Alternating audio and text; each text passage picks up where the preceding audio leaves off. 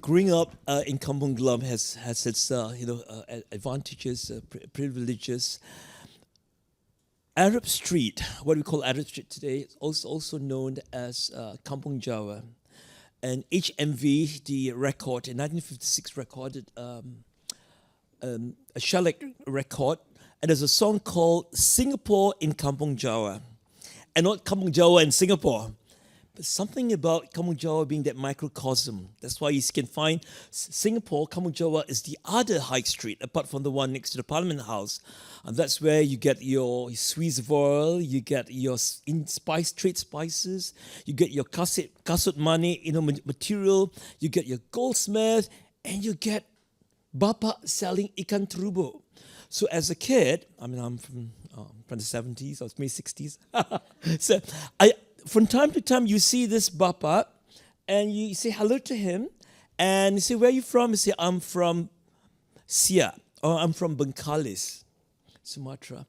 And to me as a kid, that must be really far.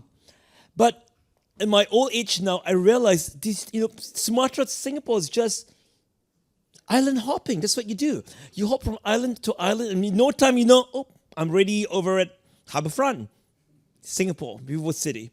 Yeah. So for both of you, I have this question. Both of you are experts in Terubuk. Can you tell me how do you get started with this? Was there something intriguing about Terubuk? What piqued you to want to know more about Terubuk? So shall we start with Bapak Bayu? Yes. Thank you, Pak Kir. My name is Bayu. I came from the Riau province, Pekanbaru, the capital city of Riau province. But my hometown is Bengkalis Island. So that's why when we talk about Terubuk, there is a memory, recall memory from my father. He also tell, and he sometimes when he come back from the Bengkalis Island, he give me the Terubuk and we cook it, and sometimes like said that recall the memory of the Terubuk in my DNA. So Terubuk, if we talk about Terubuk, sorry. Yeah, this is the only panel discussion that we're going to have slides because we can talk about Terubuk till in the next few hours. But how does it look like? What exactly is Terubuk? Terubuk or Telulosa macrura.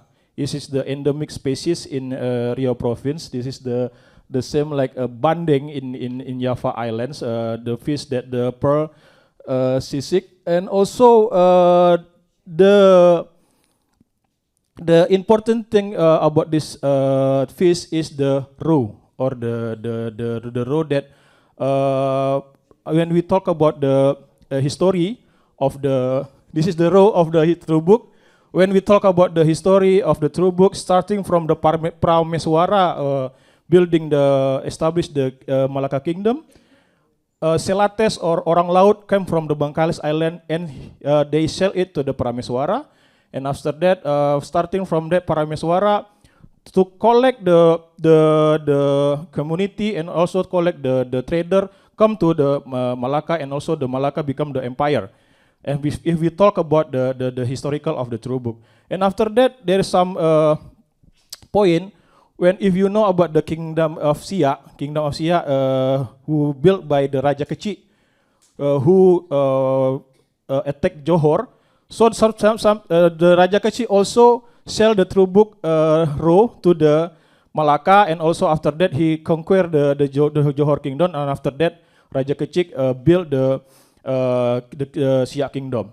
But after the Malacca fall, around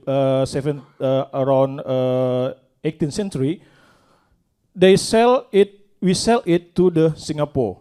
We sell it to the Singapore, and after that, more Terubuk known as the caviar or Malay caviar. That's why when we talk about the Terubuk, we talk about the Malay caviar. Next. This is the place that Terubuk came from, Bukit Batu Islands. Sorry, the Bukit Batu village and also Bengkalis Islands. There is two parts in Sumatra. Bengkalis is the islands and Bukit Batu in the Sumatra Islands. This is the historic. When we talk about the Terubuk, we talk about the Semah Terubuk, maybe we can talk more with you, Pak Antoni. We talk about the Semah Terubuk. Semah like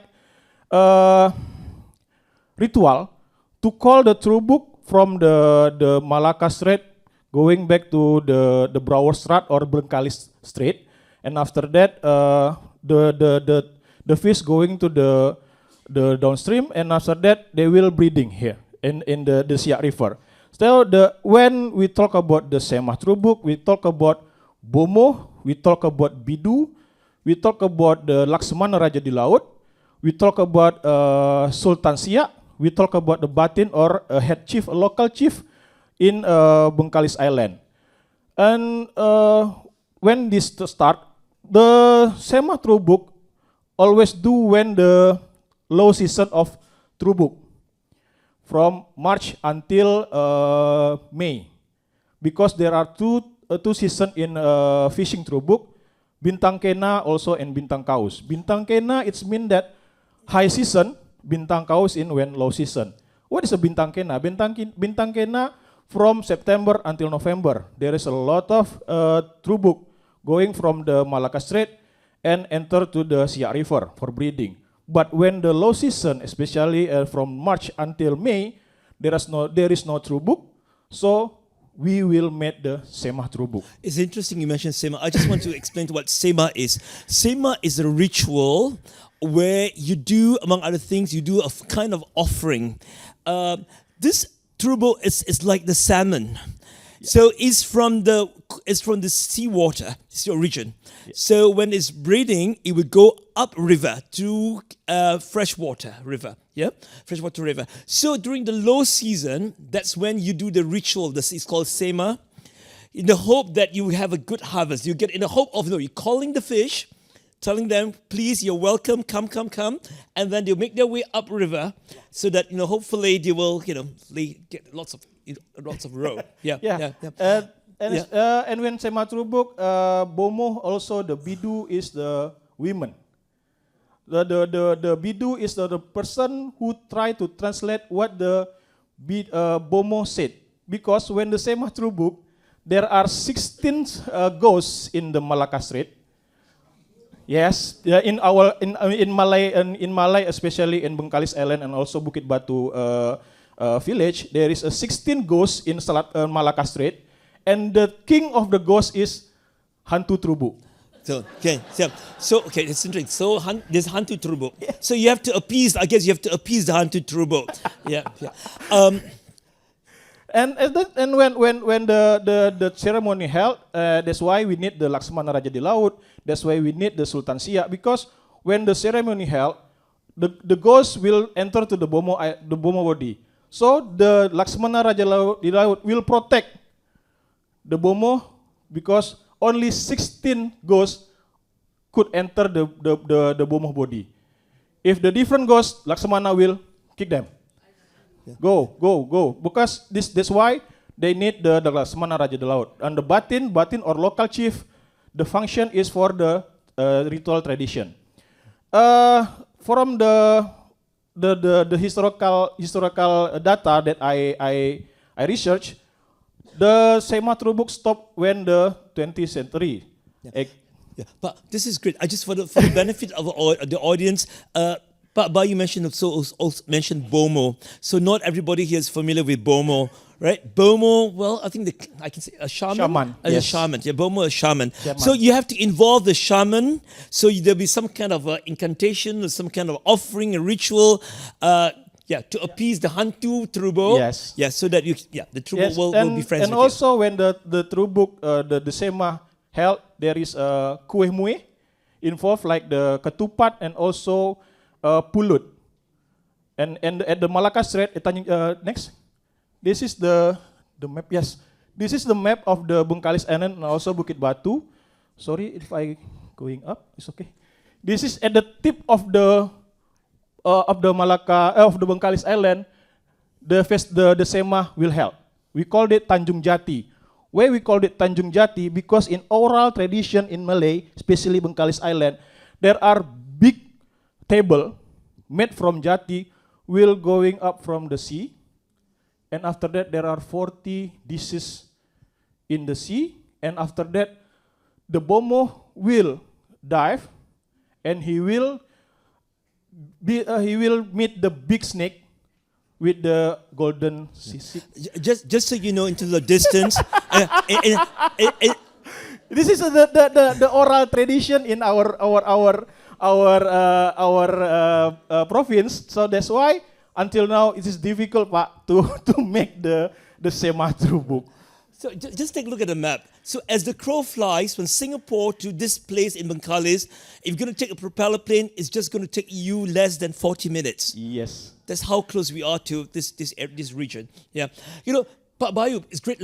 I think Dr. Medrano is just pregnant with this look, waiting to tell us. But let's hear from Dr. Medrano, Okay. and we'll come back to you. We want to hear all about more about the SEMA. Yes, please. Okay, thank you so much. That was great, Bayu. Let's see, maybe we can go to the next slide. I want to say, I think Kier's question started out with what got us interested in this Terubuk story. And for me, it's the National Museum of Singapore. There's a collection of drawings there called the Farquhar drawings, even though Farquhar did not make the drawings. He's just associated with them. But the drawings were made by these Straits Chinese based in Malacca. And there are 477 drawings. And two friends at the museum, two curators, Shafika Jaffar and Daniel Tam, they took my class on a tour of the drawings. And I was struck by one of them, this one, of Terubuk. What was interesting for me was that these drawings document the biodiversity of Malacca and the greater Malacca region, because these are drawings made of the market or of the garden. And so this drawing here, roughly made between 1807 and 1817, in that period of time. So early 19th century, before the founding of Singapore as a British port city.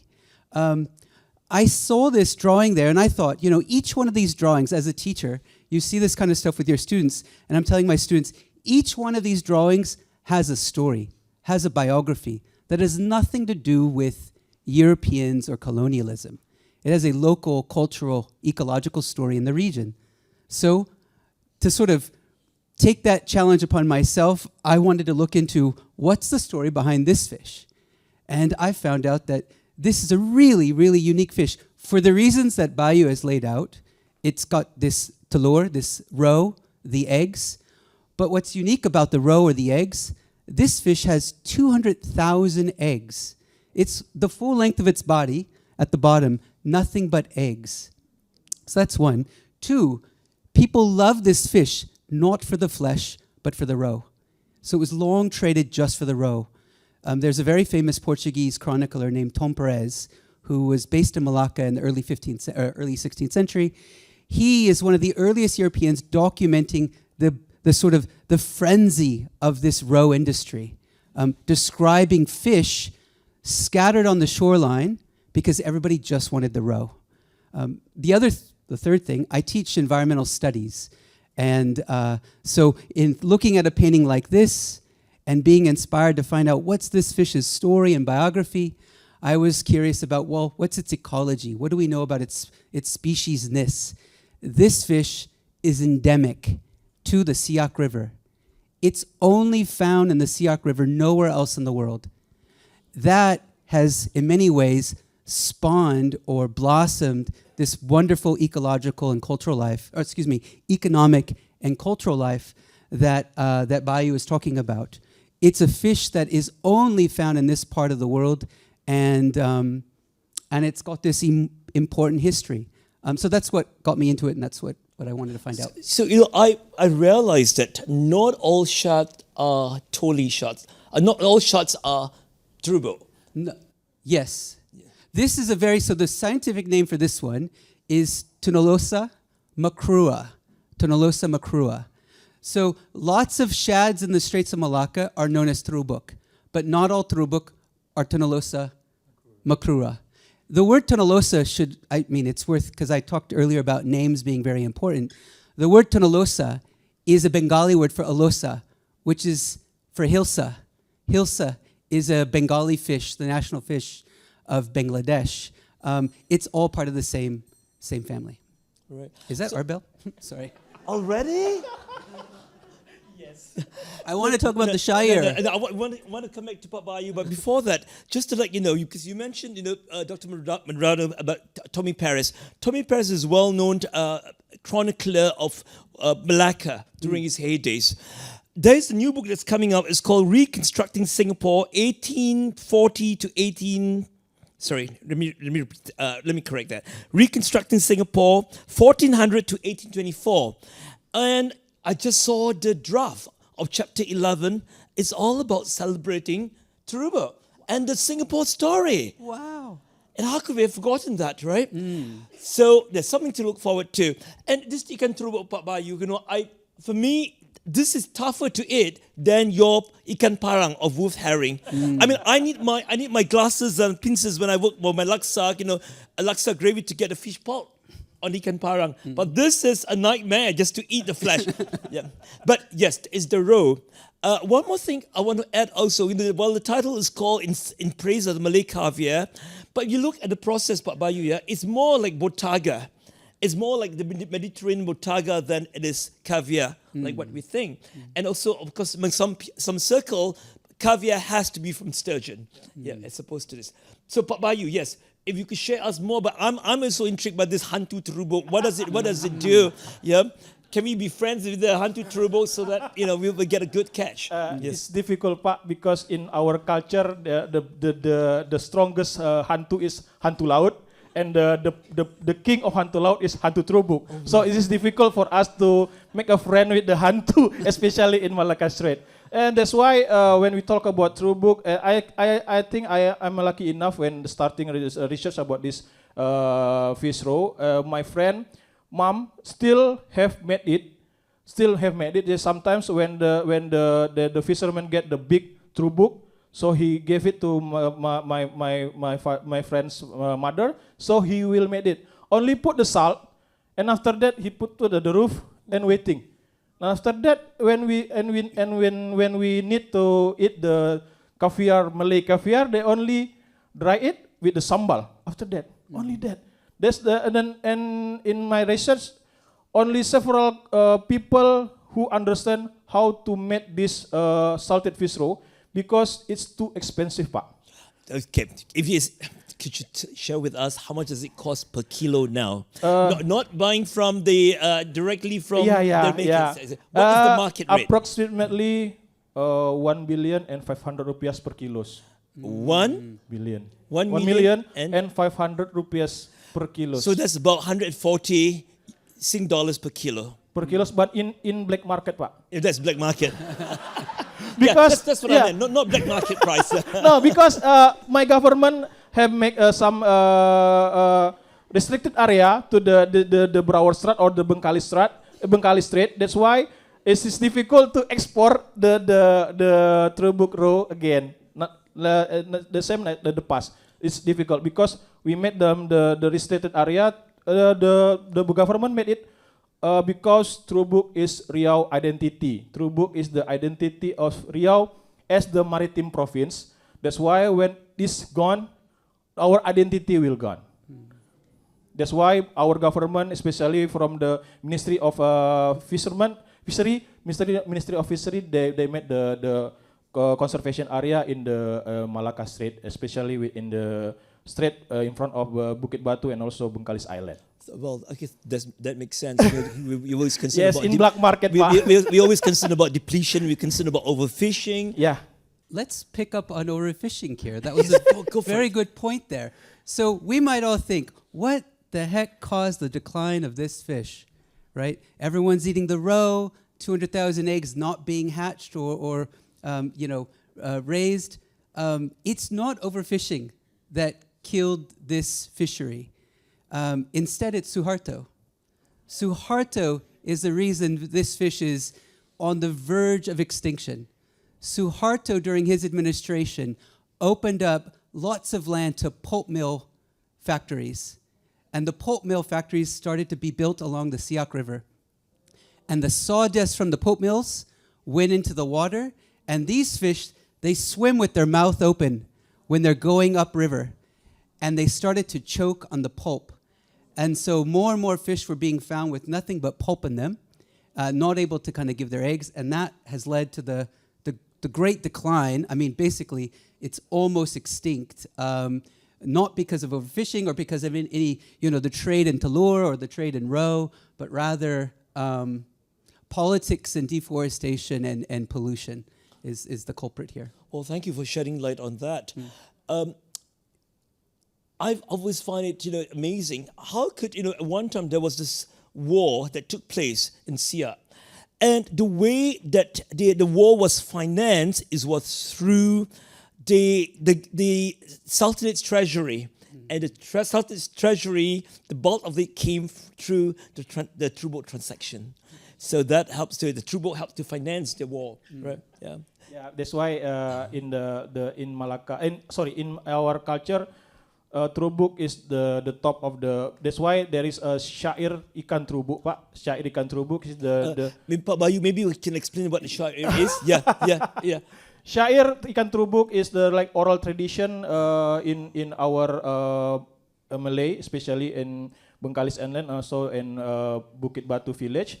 The syair same with mantra when we held the Semah Terubuk. We starting Bismillah pembuka kalam, ikan terubuk ikan puaka. It's mean that we understand that this is the ghost. We starting the syair with the Bismillah pembuka kalam, ikan terubuk ikan puaka. Puaka means like ghost.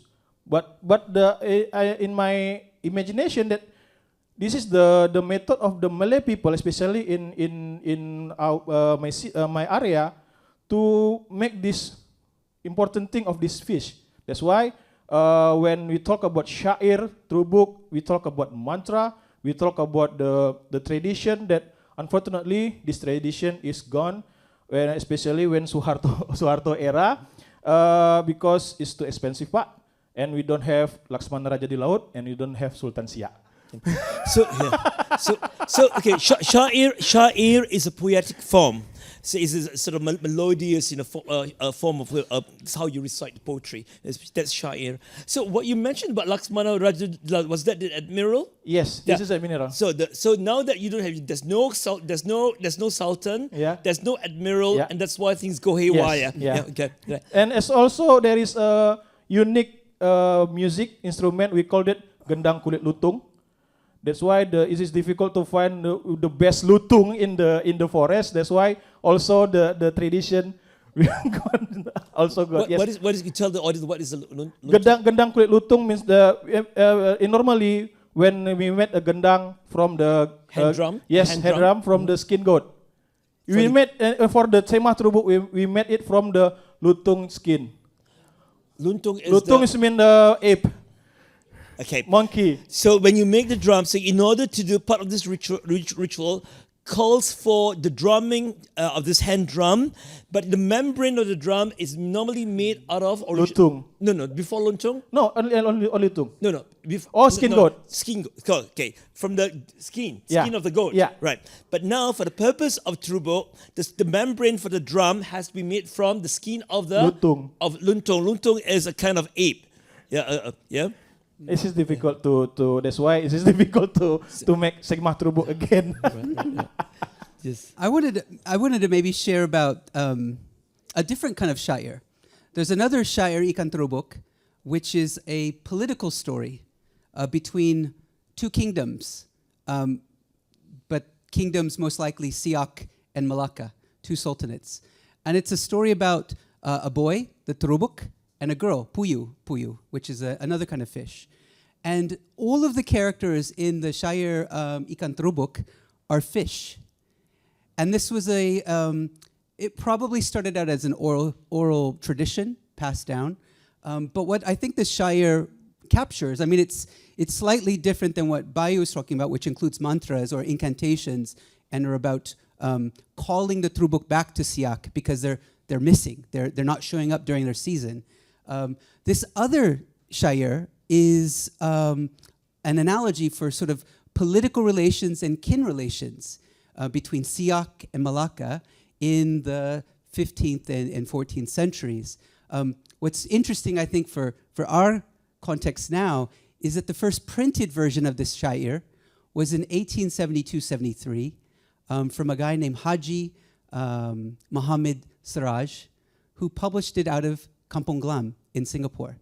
The first printed version is from Kampong Glam.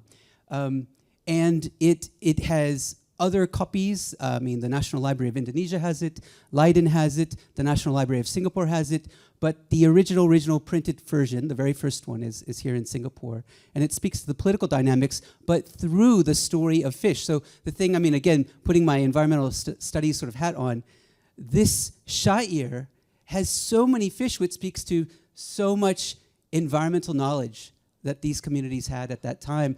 Each of these fish representing a very important foodway, like siakap and bilis and pari-pari. There's balana in it. So Tahiri. all the characters in this poem, there's all different types of fish. Maybe 60 species of fish are actually included in that poem, which is only about 23 pages long. So, But I think it's a great, it is, from the ecological point of view. Wow, you look at you look at the nomenclature, right? But it's actually sort of is a disguise for a political message, because the ikan terubuk in the story comes from the realm of the seawater, and puyu comes from the realm of the fresh water. So it was love at first sight when Terubuk saw puyu. But it didn't work out. It's a story about Malacca and Siak. yeah. So isn't that wonderful? That's the role that Terubuk plays here. Bayu. Yeah. Because in my Malay culture in our province, we see that the Terubuk is the part of our economical and also the part of our tradition, as we are maritime culture. That's why when we talk about a Terubuk, we talk about when we see the position of the Terubuk, also the position of the mantra. When we talk about the position of the Semah, then we talk about the tradition that still held until Suharto era. And on 2016, my friends has recorded about the last man. He understand about how to spell the other mantra of the Terubuk. So the Semah, there is two part of the Semah Terubuk and also Tebale-bale. Tebale-bale means seems like the Semah, but it is like the buang lancang in Malay language. What is the meaning in England? Buang lancang is mean that when we get the illness, so we throw it to the sea. Okay. There is a crude way of saying this. I remember hearing from older folks, the crude way to say is buang sway. Yeah. Okay? Yeah. Yeah. Buang sway. Yeah. In Malay, in our culture, we call it buang lancang. Okay. Same situation, same mantra, but there are different mantra. But You cast also away all the negative Yes. energy. Yes. yeah, and we throw it to the sea. That's why the same method in the Semah Terubuk. So if we talk about the Terubuk, we talk about the Malay culture, we talk about Malay folklore, we talk about Malay tradition. That's why, Pak. Dr. Medrano, you have some other images you want to share? I have one more image, but it's not really worth sharing, I guess, but there it is. This is a specimen of a Terubuk collected in Indonesia, sent to Leiden. But this is just another image of showing you kind of what it looks like. I guess the thing I want to say that has nothing to do with this image is the bomo that Bayu is talking about. I mean, there was a name that the bomo went by pretty much throughout the 19th century. The bomo was named Jijeng Raja, which was a spirit, one of the 16 spirits that Bayu is not a bomo. Bayu is not a bomo, as far as I know. 16 spirits. One of those spirits is Jijeng Raja, and the Jijeng Raja would go into the bomo, and then the bomo would speak a very special language, a language that nobody could understand. And the bomo would communicate with the Terubuk to bring them back. And so this is the fishing community that would call on the Jijeng Raja, basically because if the fish did not come, they would be in a really bad spot financially and food security-wise and everything else. So, but we don't find much of this. I mean, and Bayu could share more on this, but this is certainly in the 19th century. But in the 20th century, Bayu was sharing with me, changes locally in terms of religious orthodoxy and practice had made this practice of the Jinjangraja kind of slowly fade away. And I think that's also something to think about in terms of the importance of this fish and the kinds of stories that we can tell with this fish. So religious change. Yes, because when my friend recorded the last person who could spell the Mutabale Bale mantra, yes, he convert more religious. And if we talk about, we call it atu means kakek, grandfather. Grandfather, could you tell about the mantra? He always said that no, it's ghost. No, this is a shirik. No, this is a saitan. It's mean that the people who involved in this tradition, he keep it, and unfortunately, the one and only is died, and so we only have the last video about how to spell the mantra, how to spell the syair, how to spell the folklore about the Terubuk or Semah Terubuk, Pak. So that has to be archived. Yes. Yes. Well, it's been wonderful. The next time, I mean, when we get a chance to have this delicacy on your table, remember this conversation. And you know what, you have the amount of incantation and some Bomu must have been involved in the Terubuk. Mm-hmm. Well, thank you very much, Pak Bayu and Dr. Medrano. Thank you very much. Thank you. Yes.